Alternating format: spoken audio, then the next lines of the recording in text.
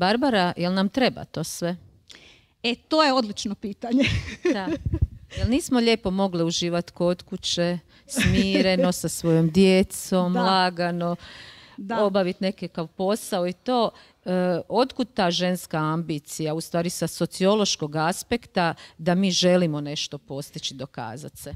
Pa mislim da to nije ništa drugačije danas nego što je to tradicionalno bilo. Dakle, mi smo žene oduvijek poduzetnice. Vi ja to studentima često znam reći, vi ekonomistice to znate bolje nego ja. Znači, što je zapravo ekonomija i tko je zapravo dobar upravitelj svog gospodarstva? Svaka žena koja je domaćica, što nije ona super ekonomistica, jer ona mora oskudne resurse koje ima bila ona tradicionalna domaćica iskoristiti i osigurati da to sve skupa funkcionira.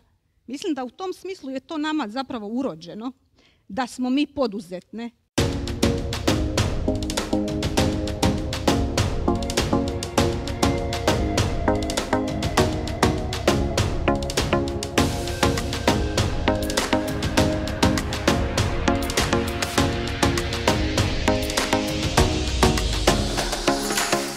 Moj zadatak danas ovdje je da vam pokažem i dokažem da svatko od vas može biti dobar govornik i da se to može lako naučiti.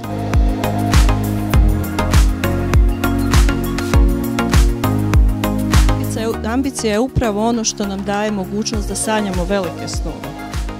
Poduzetnice Požege i okolice, tako da priključite nam se na Facebooku.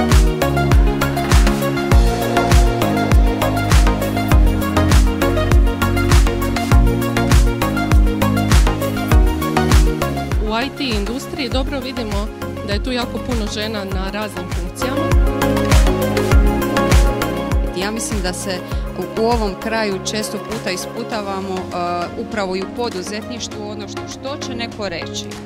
Znači, vaš je život, vi upravljate s njime, odlučite se, probajte jer nemate što izgubiti i kažem i negativno iskustvo je iskustvo koje će vas nešto naučiti.